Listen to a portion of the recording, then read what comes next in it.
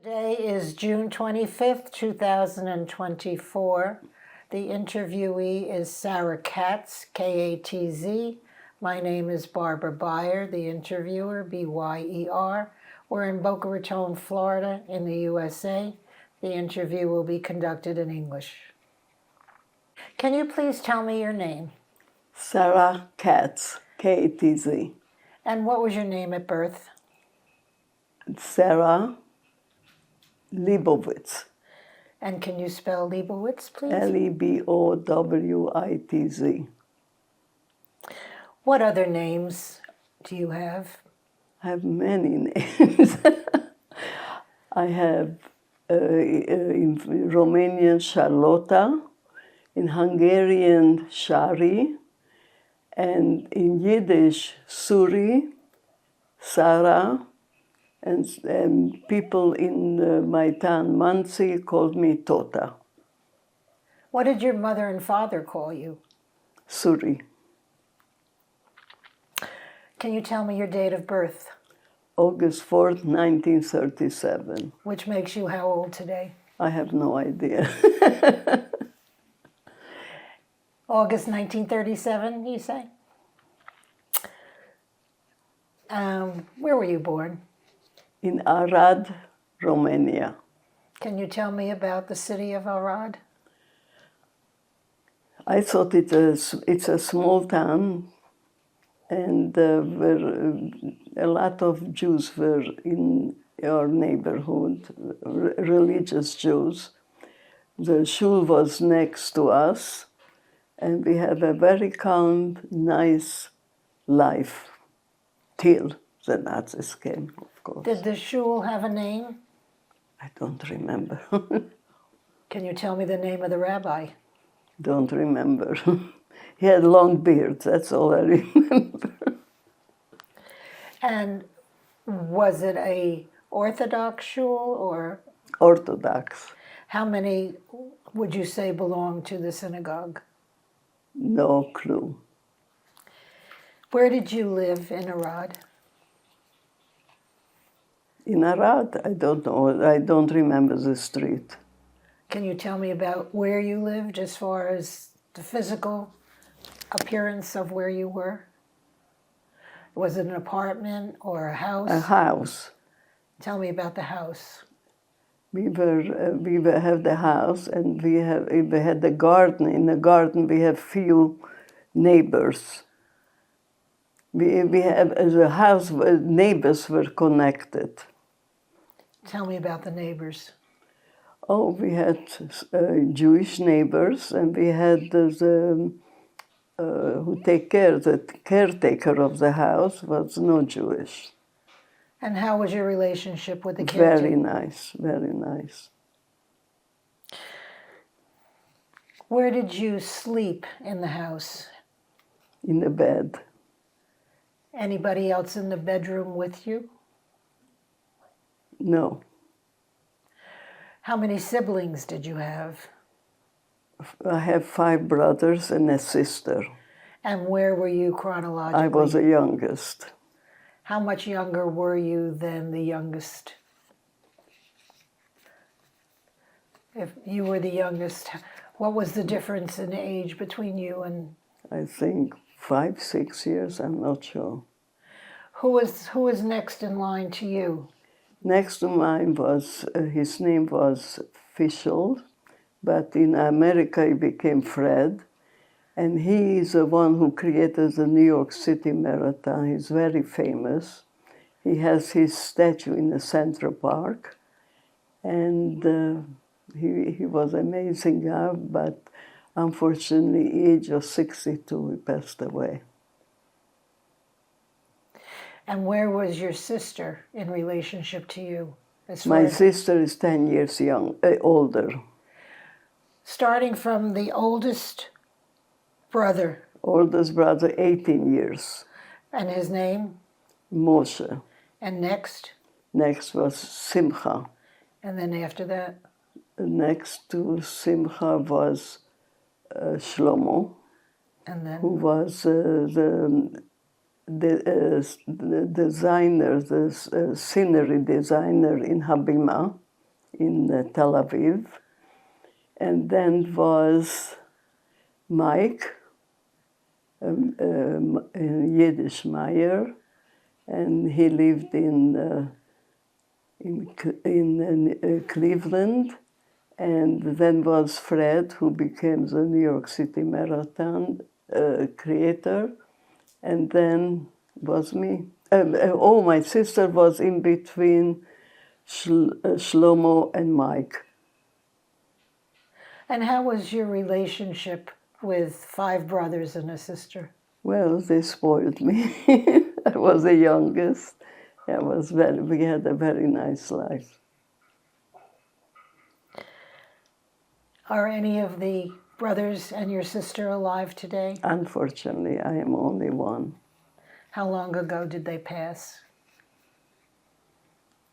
My brother must have passed around 6 years ago, Mike. My sister, 9 years ago.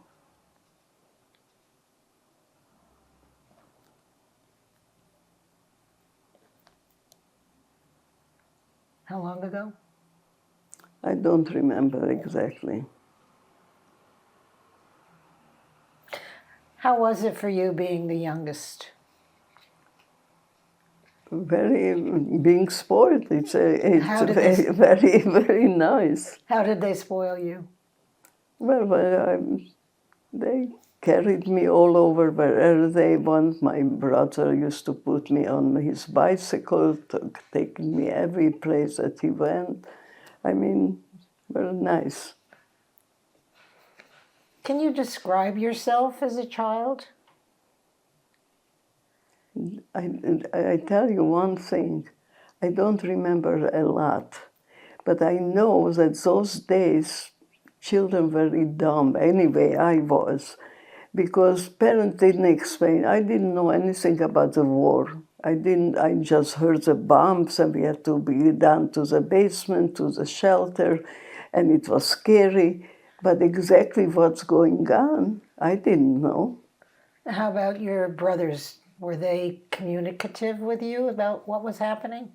No, everybody kept everything away from me. What was your mother's name? Rachel.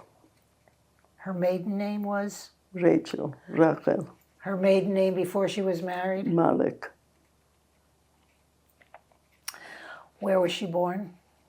In Russia somewhere. I mean, Romania and Russia, something. I don't exactly know. Can you tell me something about her personality? Oh, she was full of life, tremendous amount of humor, very optimistic, and that's it. What kind of cook was she? Amazing. The best cook. All the Hungarians are very good cook, and she was amazing. What was your favorite food that she prepared? Oh my God. I can't, everything. Name a few that you can remember. Chicken soup, spinach souffle.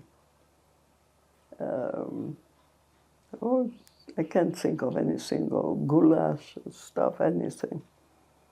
But she was a great bake. The bake was amazing. How about for Shabbat? What do you mean about Shabbat? As far as food, what kind of food did she prepare for Shabbat? The best challah, the gefilte fish from scratch, of course, not like now you can buy it. And best cake. Matter of fact, this week I bought a poppy seed cake because I remember she made the most amazing babka and amazing cheese danishes and all kind of danishes. She was amazing. How did you prepare on the weekends for Shabbat? Was there any special preparations made? Oh, sure. Cooking, baking. And how about going to shul?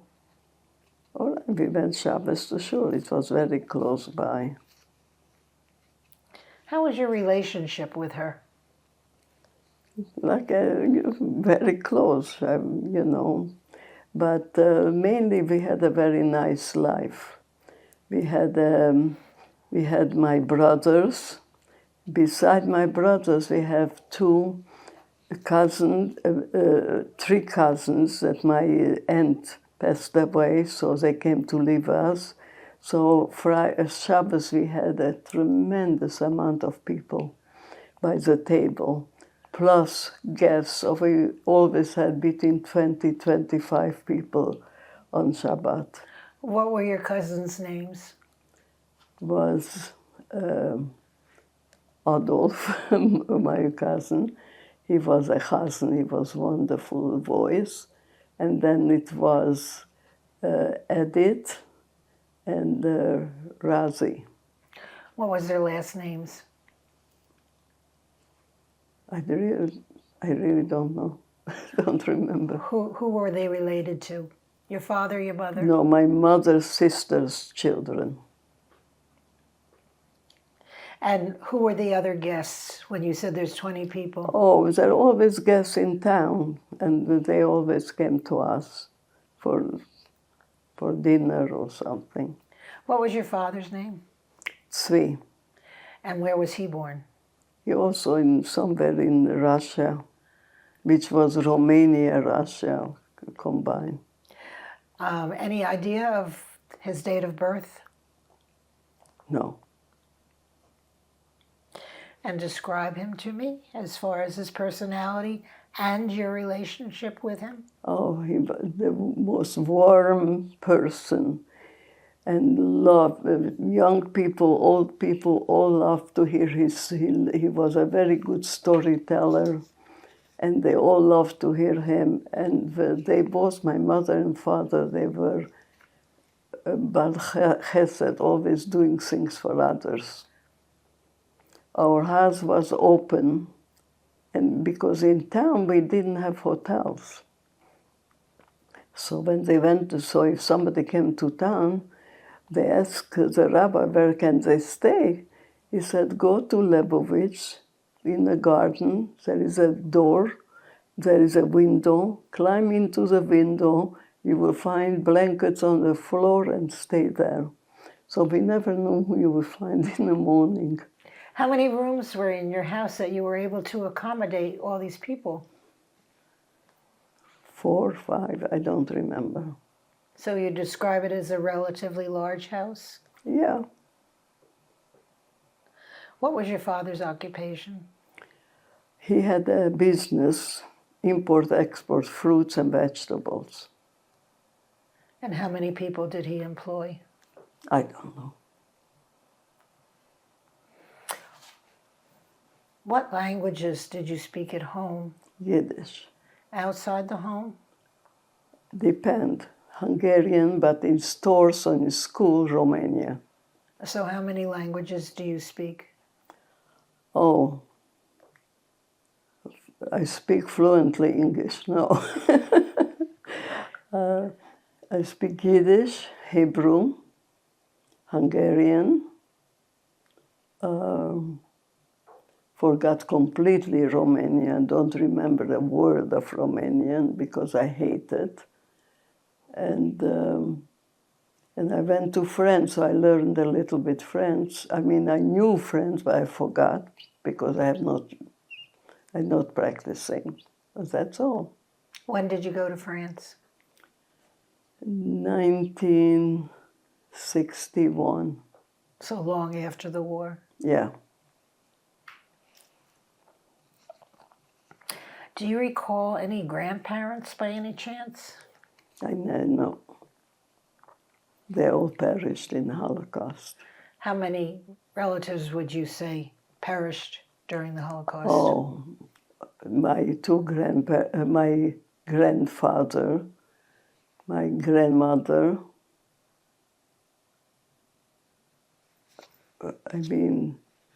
and like 10 aunts, uncles. Do you recall any names of those people? No.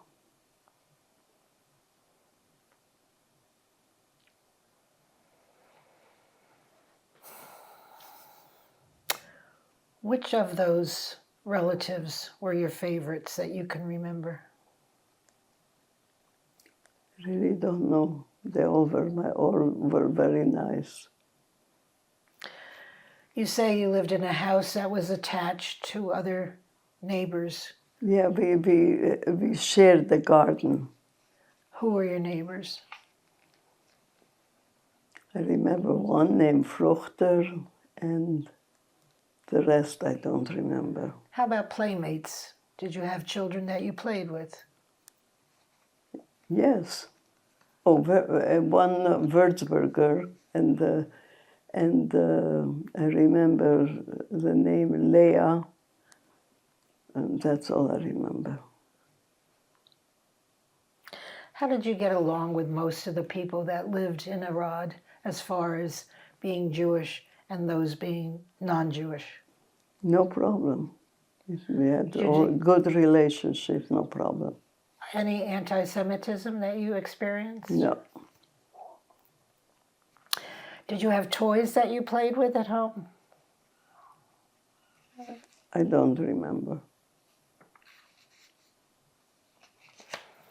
You say your father owned an import-export business of fruits and vegetables. Yeah. How would you describe your family's economic status? It was normal. We had whatever we needed. We weren't we were normal, regular people. And tell me about school. Did you have any education in your I younger years? hated, so I can't remember. I remember teachers were like God. They sat on a podium, and I was scared to death from there. It was a horrible experience. What kind of subjects did you have to study? I don't remember. I remember I hated everything. How old were you when school stopped, as far as... I don't know.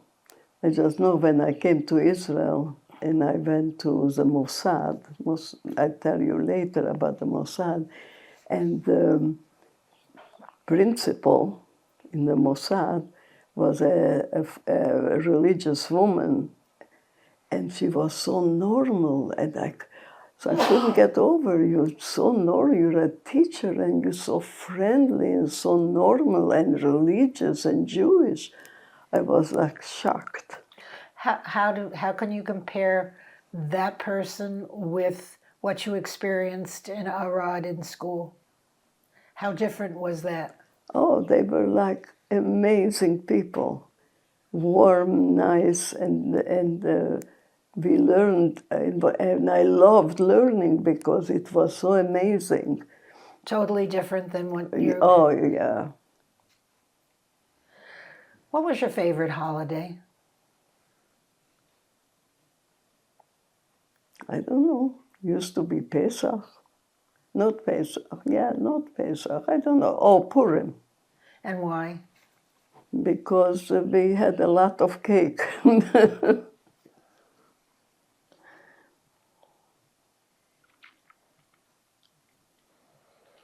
So you can't remember anything then specifically about school in Romania? No, something I hated, so I wouldn't remember. What cultural activities were available to you as far as newspapers, books, not television? In Europe, Yeah. radio, just radio. And what did you hear on the radio? Whatever my parents listened to, the news and music. You did hear news. What kind of news were you hearing? Well, I don't know, news that frightened my parents, but they didn't tell me.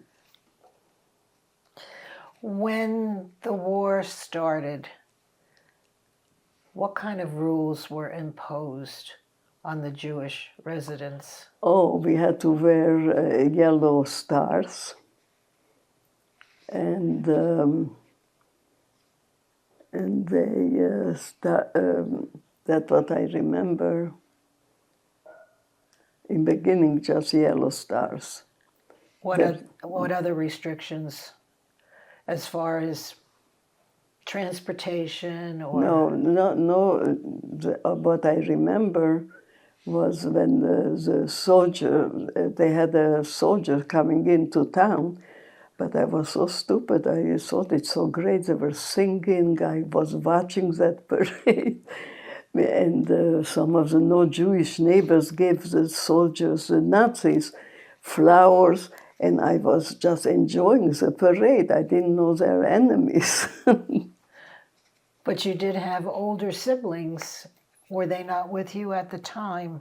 They were, we were still in the house. When they came in, we were still in the house. Until one German, one Nazi, told us, you better leave home because they're building a gas chamber. So that's when we escaped. And tell me about that. So we escaped to I don't know, my brother, my father went to a camp, a working camp.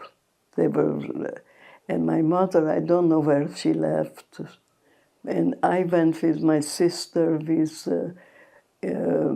our secretary I wore a babushka, so they should think that I'm a peasant. And that's why we were walking with her, escaping to her house, to her apartment. What was her name? It's funny, I remember a couple of days ago. It will come to me, I can't remember. It's funny, I remember a couple of days ago. I was shocked that I remembered, but now again I don't remember. Can you describe her as a person? Well, very sweet person. To do that, she had to hide us, and she was scared about the neighbors. So whenever a neighbor came in, we hide under the bed. So she took it's a big challenge for her. How far from your home did she live? I don't remember walking like an hour or so. I don't know where. And you said your father and your brother went to a working camp. Just one brother or all the brothers? I think all my brothers. I mean, they were young. I really don't forgot to ask them. I don't know. And what connection did you have with them when they came home at night, or did you not see them? No, I never saw them till end of the war. How long did you stay with the secretary? I have no idea. A couple of months, years, a month, few months, 5 months, 6 months. I don't know. What was happening in Arad that you went to stay with her? Well, because I told you that a Nazi came over and said, you have to hide because they're making, and we saw the Nazis came to our gardens, they sat down, they drank, they came in to wash himself in our house, and there was an accident that I do remember. The only thing I remember is that my mother went over to the Nazi because they wanted to arrest my brother, Shlomo. He was like 17 years old. They said that he spit on them, so they wanted to arrest. So my mother put her hand on his shoulder, and she spoke a very good German. She said, he's a young, leave him alone, whatever she said. And the Nazi said, nehmen Sie runter, diese schmutzige Hand. That I remember. Anything else I don't remember. Translate that into English. Take off your hand, you dirty hand. And how did your mother react? Well, they let him go. So that was a good thing. How many Germans were there in your garden? 30, 40, I don't know. The whole garden was full of them. And some of them came to our house to wash or to drink or something. So one of them told us to escape. And on that day, did you escape? Yeah. I think next day or so. How was it hiding with the secretary? Scary. Scary to be away from the family. Scary to hear the bomb constantly. I don't know why we went. She made us go under the table when the bomb came, and you know, we couldn't eat because we ate, but we couldn't eat everything because she wasn't kosher. So we had fruits and potatoes and stuff like that. And what kind of conversations did you have with your sister I don't while you were hiding? I have no clue. We listened to music, that's all. And so you stayed there for a few months, you think? And then what happened? Then the Russian came in. We were liberated. I remember my father went to welcome them. By then he was out. Welcomes them, happy, kissing all the soldiers. And they saved us. We were very, very happy, thankful for them, what they did, that they saved us, but not for long, because they were terrible. They came, in the beginning we were just over the moon because they helped us. But then they became, the soldiers were like, first thing I remember words in Russian, "Davai chas." That means, give me your watch. They were undressing people on the street because they took their suits and everything. They weren't very nice. But then, the communists started, which is to be under socialists. I wish young people will know that. That was horrible. We weren't allowed to have lights. We had to stay in the line for everything. You could never get sugar or salt or whatever. You had to stay in the line. It was not an easy life. And you couldn't leave the country. They didn't let you leave. Not that we didn't let them leave. So my brother was married and he has a child, 2 children. Which brother? My oldest brother. They escaped in the border to Vienna. And my other brother, somehow he was able to get, but he got before to Israel. I don't know how he got to Israel. And he went to the army. He was in the army when they liberated Israel. And one brother, somehow, I don't know, he escaped to Israel, but they didn't let him in, so he went to Kaprizin? Cyprus. So he was there with his wife and a child. And my 2 younger brothers, Mike and Fred, they were young, and they were able to escape to the kinder transport went through our town. So they attached himself to that group, and that's the way they were able to escape Romania. So they went to with the yeshiva, they went to Prague, to Ireland, and then they came to America. How old were you when the Russians came in? I don't know. I don't know. I didn't read I should have read the history. I don't remember. And you said they were good in the beginning and then they became... It was great because they liberated us. We were very thankful. But then they weren't very nice. And then when the communists came even worse. We had no freedom. We had to go to school on Shabbos and stuff like this, but I didn't. And they arrested my father for no reason at all. And what happened to him when he was For arrested? 3 months he was arrested. Where'd they put him? Because what happened, you know what the communists are doing? They want to give you a fear that you'll be scared of the government. You should do everything. So what they do is they arrest people and they ask them to give names. Doesn't matter what. So people got, and they beat you up. So you give a name, a neighbor or something. One of them gave my father's name. And he was our team. No, they didn't have any, how you say, they didn't have any, can't think of, court case. They didn't have a court. They didn't go to court. They just arrest you. And my father was at 3 months. And he told me that once one of the guard wanted to hit him. He picks up his hand and he kept his hand in the air. He said, "You remind me of my father, I can't do it." So he didn't hit him. So it was a scary time to be in with the communists. You have to be very careful. You say one word against the government, you're arrested. Even the stupidest thing you said.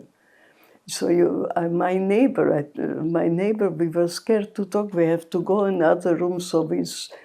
And when my brother was going to escape, we were quiet in our house, so the neighbor shouldn't hear, because he can report it. Not that he wanted, but so it was a very scary time.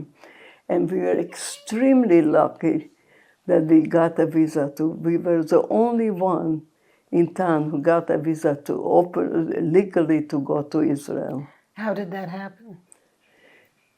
They came in, one of the police people, and both us, we applied, of course, we got a visa. And we were able to, with a boat from, I forgot where, from Romania somewhere, to go to Israel. In 1949, I came to Israel. How many people were on the boat with you? Oh, a lot, but we were separated. Men and women weren't together. So in our room was like two women, and my mother and my sister, and my father was in a different, and was very hard. Was no food. It was terrible. What brothers were with your father? Nobody, just us. And so it took, I think, 2 weeks to get to Israel. I don't remember. And it was the most wonderful thing to arrive to Haifa. It was the best thing in my life. In a minute, I'll ask you, but what was the name of the boat that you traveled on? I don't remember. Don't ask me things that I don't remember. Tell me about arrival in Haifa. It was the greatest thing. My two brothers, Simcha and Moishi, were waiting for us downstairs. And they somehow were waiting for hours to get down. They sent us wine and chocolate. I never ate such chocolate in my life. The first time we ate chocolate, it was a wonderful experience just to see that everybody's Jewish, and it was the greatest time in our life. And where did you end up living when you went to Haifa? First we went to a concentration place in, I forgot the name,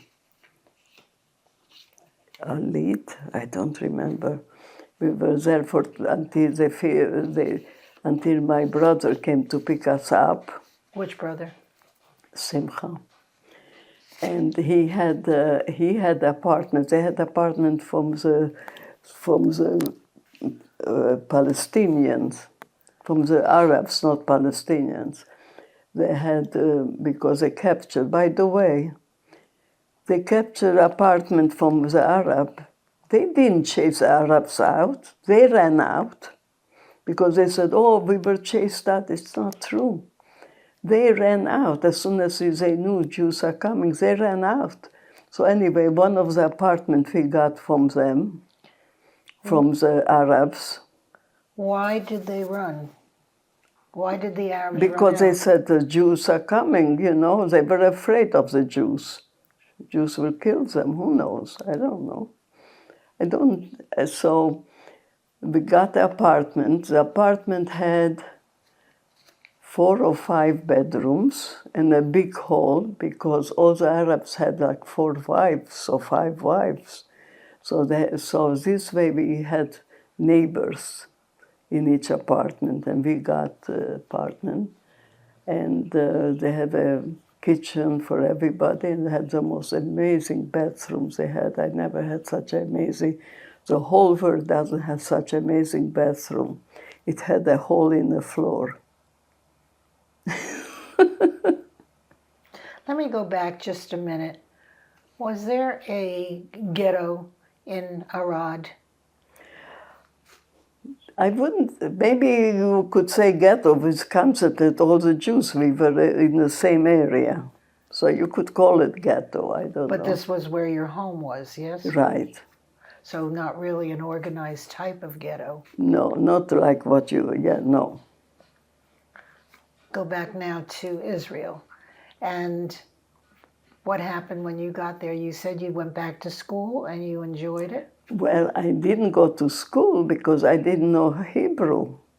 So they had what they called a Mossad. Translation doesn't sound good. It sounds like institution, but it wasn't an institution. It was like semi-kibbutz. That means we study half a day, we work a half a day. And this was really mostly for the orphans from the Holocaust, young girls. But also 70% orphan and 70% like us, that we needed to learn, to be somewhere that we can learn Hebrew, and so that's where I went to the Mossad. I was there for 4 years. It was an amazing life. And tell me what you did on a daily basis. Oh my God. You have to get up 5 o'clock in the morning, clean up your room, go to daven, and then everybody is assigned to different jobs. And your job was? Oh my God. My first job was to pick up oranges. So you had a sack, you go on the tree, but I was fired after a couple of days. Why is that? Because I made everybody laugh, and nobody could work because they were hysterically laughing. And I was very funny. So they fired me. Then I got a job with chickens, lul, they call it the lula meat. I had a lot of chickens, and it was a very interesting job. What did you do with chickens? I had to clean it, to feed them, and also, you know, it was a funny thing because I didn't realize I was funny because suddenly I see a whole bunch of people laughing outside because I was talking, screaming at the chickens. They used to eat each other, so I was yelling at them. I had a funny time. And then I got a job in a garden, in a field to get corn, to take, pick up the corn. And so we worked, and we had, it was a wonderful life. So we learned from afternoon till late at night, we were learning. And it was the most amazing time to learn. We did, in 4 years, I did more than people learn in 10 years. What kind of subjects were you taught? Oh, they had everything. Limudei Kodesh, the Hebrew language. And if you wanted anything extra, like poems or many. So you were telling me about things that you were learning when you were on the kibbutz. Oh, yeah. And that's if you wanted to learn about poetry, that was on Saturday, like extra, we used to sit by the parde. Pardes is where the oranges are. On the part, we used to go to the pardes on the floor, and we had a teacher learning them. This was extra. This wasn't included because you couldn't learn everything during the week. It was amazing, amazing time. Other than learning Hebrew, what else was taught during the week? Limudei Kodesh, that means the Chumash and all the dinim, all the Jewish learning, and like any elementary or high school. So this was in 1949, you said, and how long did you stay in Israel? In Israel, I stayed 10 years. So from 49 to 59? Right. So at this time you're 22 years old? No, 21. 21 years old. And then I went to Belgium for 2 years. and why did you decide to go there? I wanted to see the world. So I went for 2 years to Belgium. Who was with you when you went? What? Who? Myself. And so I went to Belgium in Antwerp for 2 years. I was the first nursery teacher, Jewish nursery teacher in Antwerp. How did you get the credentials to be a teacher? I went to seminary in Haifa when I left my Mossad. And can you tell me about that, going to seminary? Yeah. Good. It was very nice. We learned about, and I went to be a kindergarten teacher. I love children, so it was very nice. But I left and I went to Belgium. And why, you said you stayed there for 2 years. Why did you leave after 2 years? No, I stayed there. It was 1 year, and then I decided to go to Paris to learn French.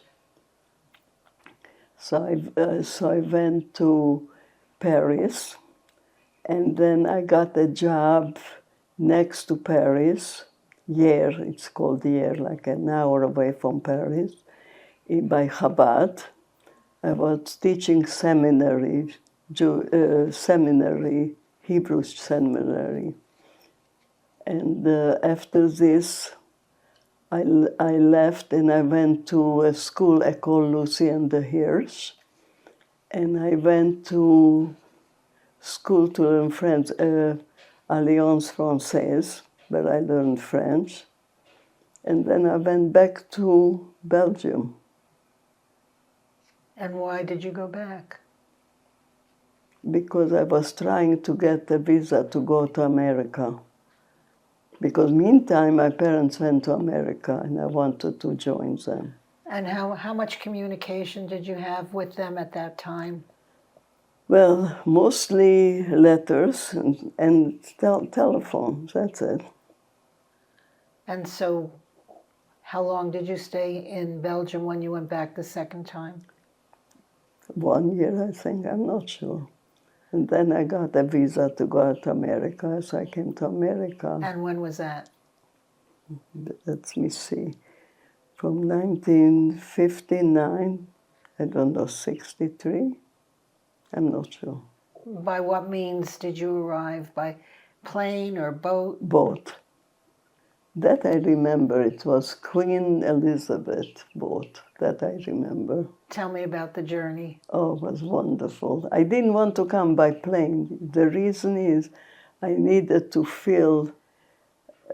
be prepared to go to a different, so it was very nice. How different was it for you to go to America after being in Israel and Belgium and France? How different was it for you? Well, it was very nice. I love the country. I love the freedoms they had here. And it was very nice for me to be with my brothers. I didn't see them for 15 years.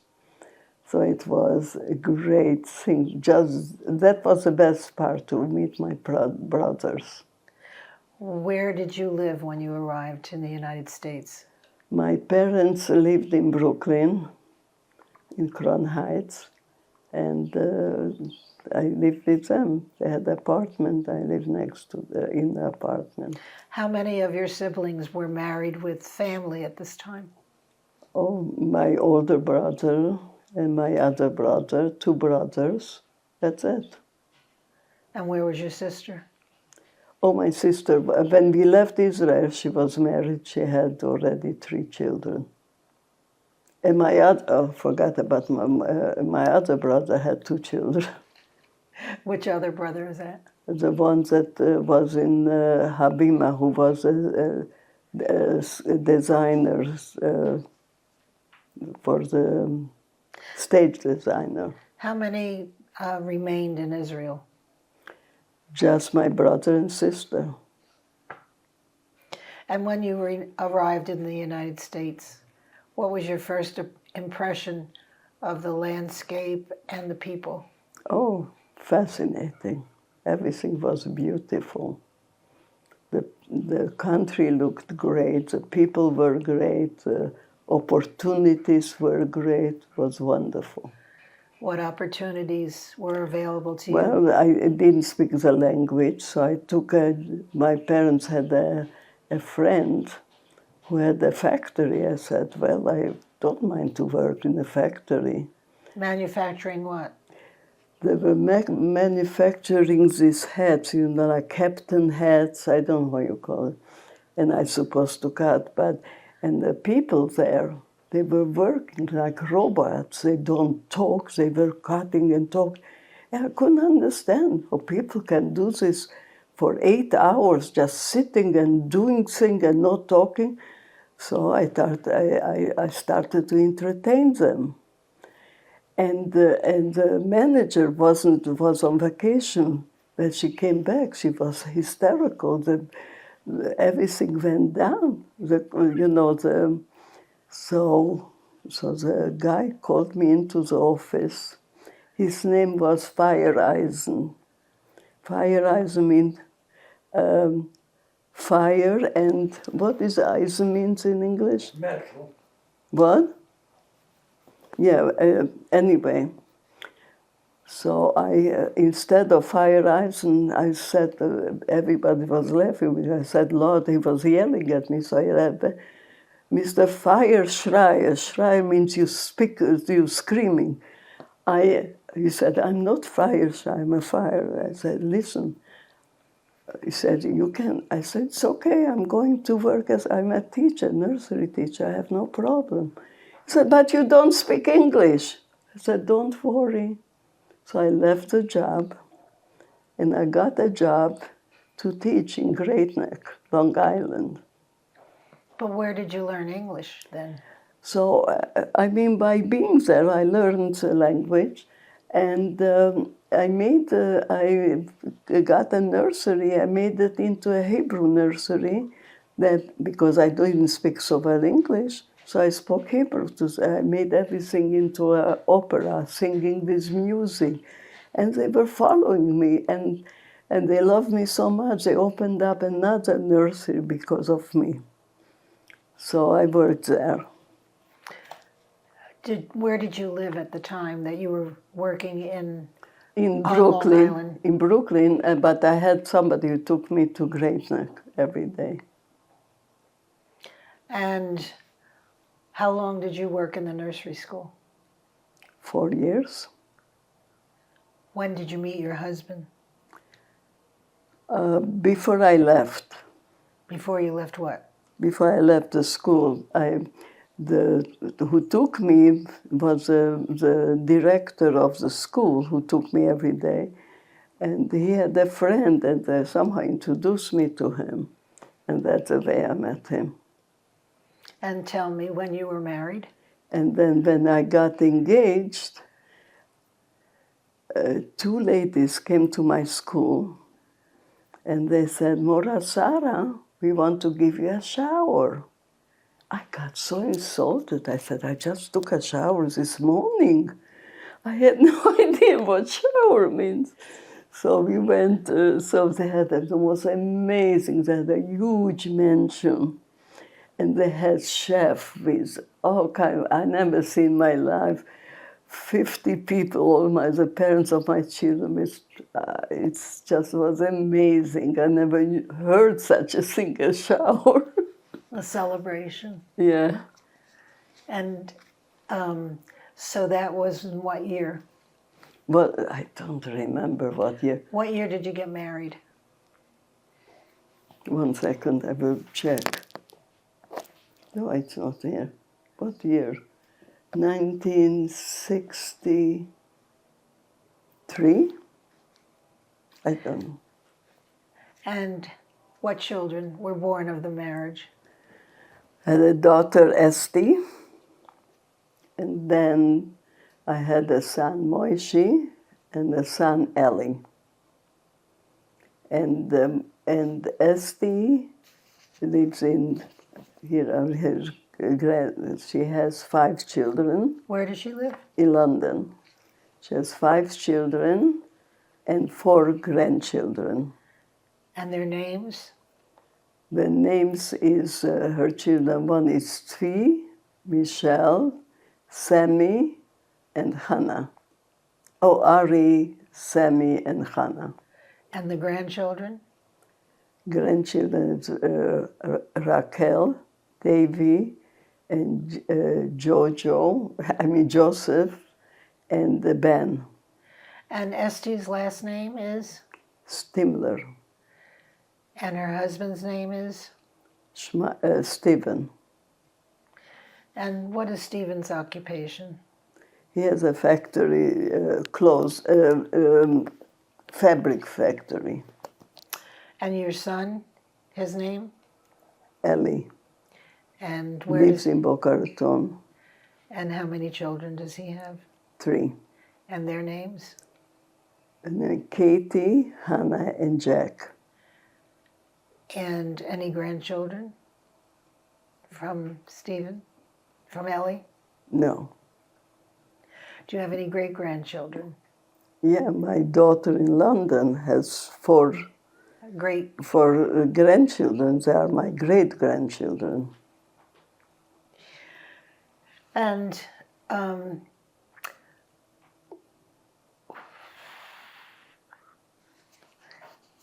can you tell me who sponsored you when you came to the United States? My brother.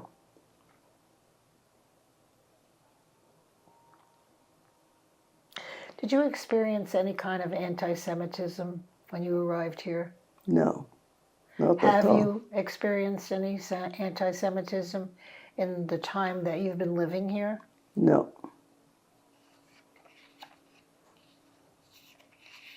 How would you compare life in Israel compared to the United States?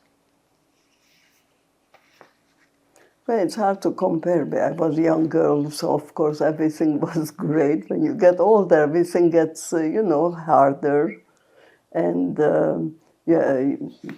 so I can't compare. It's very hard to compare. I wasn't married, so can't compare. How often do you speak about your childhood and what you experienced in Romania? Not too often. Nobody likes to listen. People like to talk, but they don't like, especially here in Sanctuary Village. You can never say anything. Everybody has a story. How do you think the experiences that you had in Romania with hiding and the Nazis coming into your house affected the way you raised your family? It didn't affect, but now it's a fact. It's very scary because it's petrifying what's going on now. It's whatever I read, it's the same as it happened in Germany, and that's a scary thing. And I don't know, with whatever I can, if I would be younger, I would do a little more. But my daughter is doing a lot.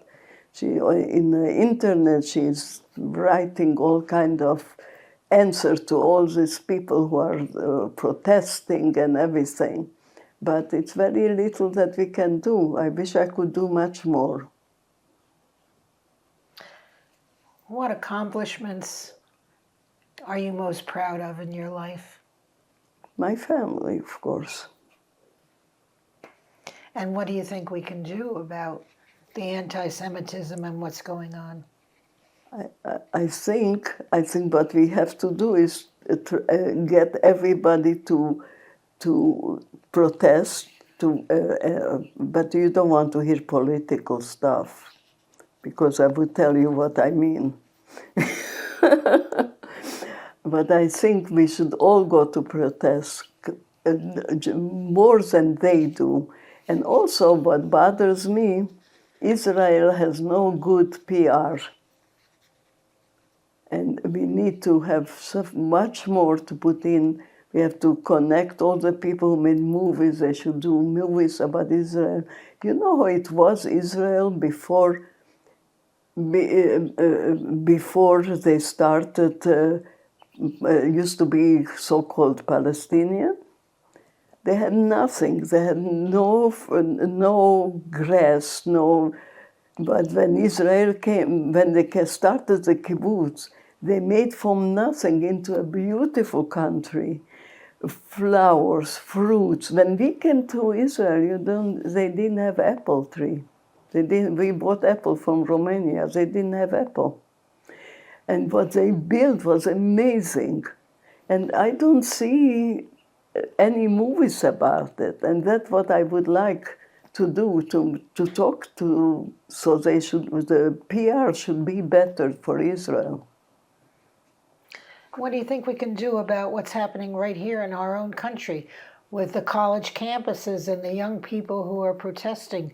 What can we do about that? What do you think is the answer? I think we should we have the computers, we have the iPad, we have to put in all the, like I said, we have to have more PR, more showing to them. They have no idea what they're protesting. Do they know what they're protesting? They even don't know. They don't know. So we need more to educate, to the internet, to educate. My daughter is doing something like this, but they do need to, everybody should do it. We talked about being raised in an Orthodox family and your participation in the synagogue and going to services and acknowledging Jewish holidays and everything. How was your faith in God affected by everything that's happened?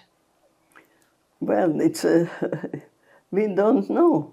We don't know. When it's not the God's fault, it's the people's fault. We have evil and everything.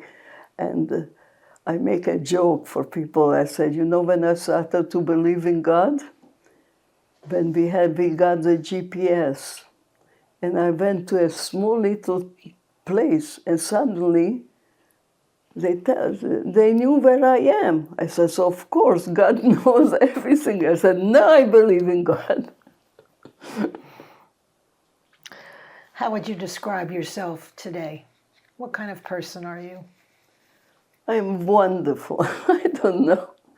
But I'm old, and pray to God every day He should give me more life and health. My mother used to say, after 80, it's a gift from God every year that we live. And that's what it is. I thank God every day that I'm doing okay. And I have here, and I have this problem and that problem, like everybody busy with doctors. But we have to be, I'm positive. I don't give in to my problem, my physical problem. I have almost every Shabbos, I have people over. I like friends. We have a lot of friends. And be positive, that's my life now. Look forward for more happiness, hope forward that everything should work out, hopefully, with anti-Semitism problems that we have. And I try to get everybody who can do something to do. What message would you like to leave for your family, for your children, for your grandchildren, and for all those generations to come after? Because this testimony will be preserved in perpetuity and your voice will be very well heard for future generations. What message would you like to leave? The message is we all children of God and we have to love each other and we have to appreciate each other. And we have to look the good in people, and everybody really has good. And we have to find the good in people and try to pursue the good. That's all.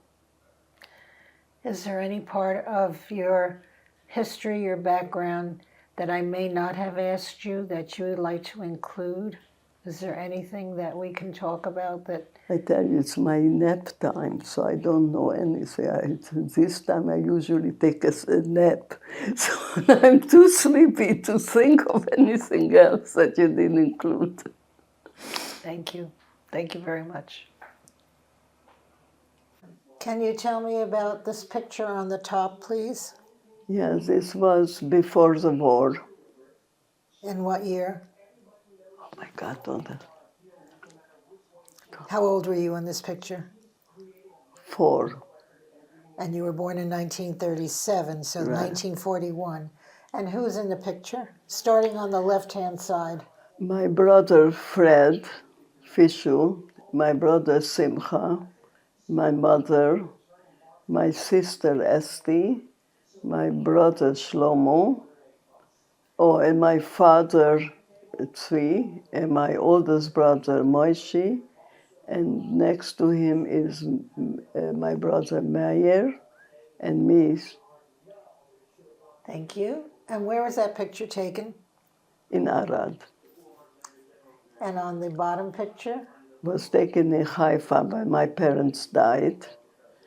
And we tried to see it the same way, like Fred, my brother Fred Fischl, my brother Simcha, my sister, my brother Shlomo, my older brother Moshe, behind is Michael, and the little girl is me. Thank you. And this picture? This is by my niece's wedding, my oldest brother's daughter, And what is her name? Serena. It's her wedding, and on the left is me and my husband.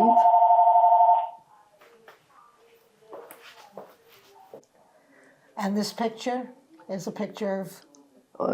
Shall I start from the bottom? My mother, my father, my mother, and my sister-in-law, my brother Moish, and my brother Simcha, and his little son Chaim.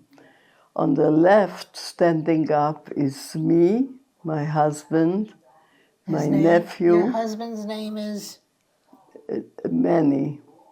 And then after Manny? Is Laser, my brother's son, and then my brother Moish, and the bride is Serena, and her mother Razi, and my niece Miriam, my brother Meir, and my niece Chava, and my brother Fred, my other niece Leah. That's it. Thank you. And these items, can you tell me about these? Yeah, well, in top is my brother's statue. It's in Central Park. And the bottom, he got some sort of award. He got a lot of awards. One of the awards is this one, and the other just a gimmick. And what were the awards given for? Lifetime Achievement. It says Lifetime Achievement Award. And he got all kinds, he got many, many awards. He did tremendous for New York. He started the marathon with 115 people, And now it's 50,000 people running. And he started. And I see that his name is not the same as Leibowitz. No, he changed it to Fred Lebeau, sounds more French. Thank you. And that award was given on November 7th, 2014. Yeah, one of the awards, yeah. And when did he pass? I don't know, I can't remember. How old was he when he passed? 62. Thank you. And this picture? Maybe it's my husband. I guess it's the same as it was in the family picture. And it was taken when? Oh, wait a second. 56 years ago. 56 years ago. Thank you very much. Have And years. this picture is, When was he mayor? I don't know. it says, Mayor Michael Bloomberg hosts reception in honor of the 2003 ING New York City Marathon, Gracie Mansion, October 20th, 2003, and it's signed All the Best, Michael Bloomberg. Oh, And who's in the picture? Who? my son, Moish, and me. I gained weight then. Thank you. In this picture, This is my granddaughter with 3 children. Meantime, she has another one. and her name, Her name is Michelle, and and his name is Joe her last name, Morris. and Morris. Morris, and the children, Raquel, Davy, and we call it Jojo, so I don't know. Thank you. And this picture, This is my son, Ellie, his wife, Naomi, his daughter, Katie, Hannah, and Jakey. and where was the picture taken? At a wedding by my other grandson. See, I don't have the picture of my grandson. Thank you. And this picture? This picture? Yes. Tell me about this picture. Oh, you have to take it out and tell. Just tell me who it is Oh, that's my daughter, and her name. Esty Stimler. And can you tell me where this picture was taken? Oh, it's because she made a musical, and this was one of her musicals. In London? Yeah. Thank you.